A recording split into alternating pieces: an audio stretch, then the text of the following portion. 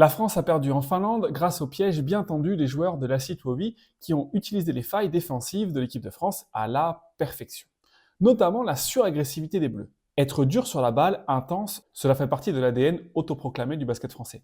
Et cela permet parfois de voler des ballons et de s'ouvrir des points faciles en contre-attaque. Mais il faut mesurer son utilisation pour voir si c'est rentable ou pas, si on en abuse, si c'est à bon escient, etc. Surtout face à un adversaire qui sait l'utiliser. Cette semaine, cela a certes provoqué quelques ballons perdus, des tirs difficiles, mais cela a coûté aux Bleus presque 40 points. Un nombre bien trop important à ce niveau, même en attaquant plutôt bien, c'était très difficile de gagner. Le premier symptôme de la surpression, souvent, c'est les rejects, c'est-à-dire les attaques à l'opposé de l'écran. Ici, on voit qu'il le prépare plutôt très bien. Tout le monde est à droite, donc on veut le pousser dans l'écran puisque la défense est organisée pour le défendre. À gauche, par contre, il n'y a absolument personne qui est organisé. Et donc, en voulant trop se jeter sur la balle, on va voir ici Andrew Albissi qui va passer sous l'écran sans ballon. Il va venir se jeter pour mettre la pression et donc il ouvre l'opposé où il n'y a personne pour pouvoir venir aider. Ça, c'est un vrai risque de la suragressivité qui peut nous ouvrir des points faciles pour l'adversaire, même si ici Maxouni rate son flotteur. Et puis cette agressivité, il faut la contrôler. On reviendra tout à l'heure aux fautes. Ici, 5 fautes d'équipe. Si je suis trop agressif, je feinte, j'attaque à l'opposé. Même s'il râle, Mathieu Srazel, la faute, elle y était. Ça ouvre des accès au cercle et des points faciles qui coûtent très cher en fin de match. Le deuxième élément de suragressivité, c'est la pression tout-terrain qui a été mise en place et qui a coûté également très cher à l'équipe de France. Ici, on voit un premier écran qui est posé. On a Lionel Godou qui protège.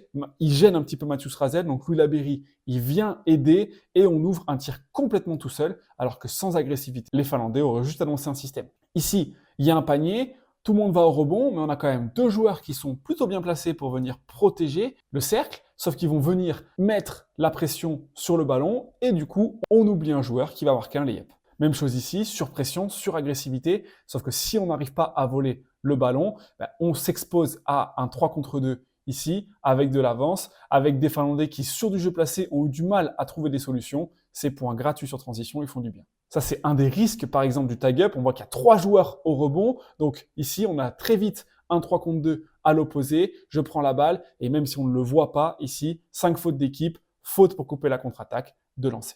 Et puis de la même façon, ici, j'attaque le ballon très haut, il arrive à passer, je vais droit au cercle, ça donne 2 lancers supplémentaires. Et puis cette agressivité, il faut la contrôler. Notamment, si on est en bonus, on ne va pas faire une faute à 10 mètres du cercle. Ça n'a pas de sens. Ici, on va voir là, le ballon qui arrive, il est au milieu de terrain, il reste 5 secondes à jouer, donc il va prendre forcément un tir difficile, et à vouloir faire de la suragressivité, on prend un contact, et on prend le risque, même si la faute n'est pas immense, de donner 2 lancers gratuits alors qu'on aurait eu un tir difficile.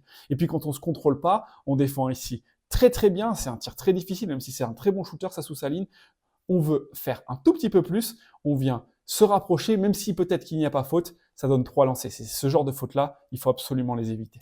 Et puis la troisième façon dont les Finlandais ont profité de la suragressivité française, c'est avec les backdoors ou les backpicks, c'est-à-dire les écrans dans le dos ou les coupes dans le dos. Ici, on voit une situation avec Jan Tunen qui va feinter de venir au ballon. Je pense qu'il est plus entre lui et le panier, donc on peut lui lancer la balle, c'est très bien amené. Et comme on est très agressif sur la ligne de passe, mais il n'y a personne qui vient aider. Donc on se retrouve à avoir un joueur qui est suragressif et personne pour venir le protéger. Vous allez avoir la même situation ici, Antunen, il ralentit, il voit que Ponce, il est sur la ligne de passe, donc il feinte, et il vient couper avec toujours personne qui peut venir aider. Et donc, on donne des points faciles, même si avec Yves Ponce, c'est jamais forcément des points aussi faciles. Ici, c'est plutôt très bien joué d'Antunen avec de la patience pour punir l'équipe de France. Si vous allez voir encore une fois, là pour le coup, c'est un front cut, on est trop proche, on lui ouvre de passer devant, ça ouvre un tir à 3 points du côté de l'aide de Bodian Massa, qui n'est pas le joueur le plus mobile.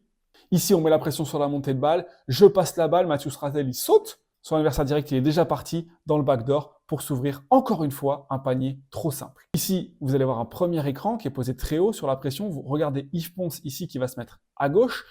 Il y a un écran dans le dos sur lui. Normalement, il pourrait passer en dessous pour pouvoir contrôler l'accès vers le cercle. Il essaie de passer au-dessus. L'aide arrive un tout petit peu trop tard. Puis vous allez voir, encore une fois, pression tout-terrain, comment il prépare le backdoor, il vient feinter à gauche pour amener Lionel Godot avec lui, pour ensuite repartir dans l'autre sens. L'écran, il est très bien posé, il n'y a pas de changement défensif, pas d'aide, panier facile. Et dans le money time, enfin, sur une sortie très agressive, il n'y a absolument personne qui vient aider. Alors c'est vrai que c'est ça sous sa ligne, un très bon shooter, mais on ne peut pas laisser autant de points faciles, surtout que les Finlandais, en dehors de ça, ont eu beaucoup de mal à scorer sur du jeu placé. Néanmoins, il y a eu quelques situations où vraiment il n'y avait pas grand-chose à faire, et ça c'est notamment dû au beau jeu finlandais, vraiment précis ce qu'ils font, adapté, avec cette petite attaque sur l'attaque de step. Ça ressemble un peu à celle qu'on a vue tout à l'heure. C'est juste qu'ici, je sais qu'ils vont switcher. On voyait que Benjamin Sen, il est un tout petit peu en retard. Je feinte les grands, je coupe, je me propose devant pour pouvoir faire un triangle magnifique, toujours profiter du manque d'aide côté français.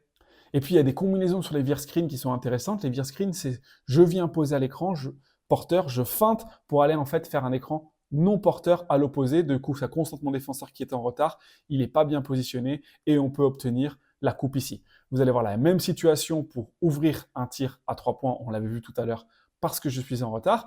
Et donc, ils ont même fait une adaptation dans le money time ici, comme ils ont des post 5 shooters. Ça ressemble exactement à la même chose. Donc, le défenseur de Sassou Saline, qui est un gros shooter, il est collé à lui. Et donc, ici, il y a un petit ajustement tactique. Je viens poser l'écran sur le défenseur du poste 5, pas assez mobile, ce qui ouvre un tir à 3 points pour revenir tout proche des Français. Puis il y a eu 2 belles attaques également sur les switches.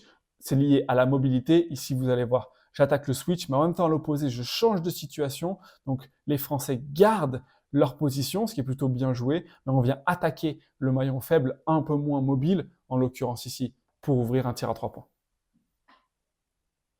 Et puis, si jamais on n'a pas cette mobilité, quand le défenseur le moins mobile il est sur nous, dans ce cas-là, on va l'attaquer directement en jouant le Gortat Screen à l'intérieur avec beaucoup de patience pour pouvoir trouver, encore une fois, un panier facile.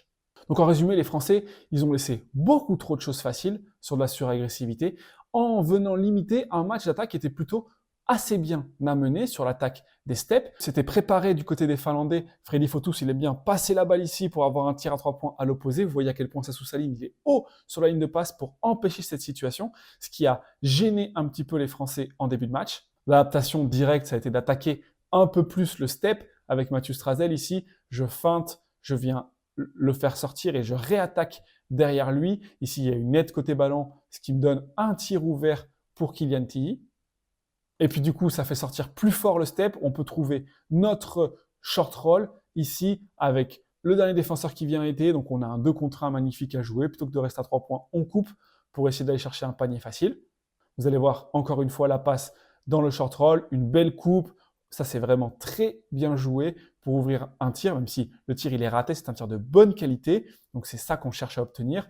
Avec des écrans bien posés, ici l'écran est parfait, vraiment sous le joueur, pour empêcher mon défenseur de pouvoir faire un step, ce qui nous permet d'aller au cercle un peu plus facilement. Et puis ils ont également fait payer sur les pick and pop, c'est-à-dire je pose l'écran et je m'écarte, ce qui permet d'ouvrir un tir à 3 points. Et puis Sassou Saline, il ne peut pas venir couper cette première passe. Et donc, comme il a mis 2 tirs à la suite, Yves Ponce, on est sorti un peu moins bien, un peu plus sur lui, ce qui a permis à Benjamin Sen d'aller au cercle. Malheureusement, il a manqué un petit peu de continuité à la fin. On a raté une passe ici pour un short roll qui était un petit peu trop difficile. Pour le coup, on s'est peut-être un peu noyé dans ça. Puis on est retombé dans certains travers qu'on a vus de l'équipe de France à l'Euro. Un peu trop de 1 contre 1 et de tirs trop difficiles par rapport aux tirs de trop bonne qualité des Français.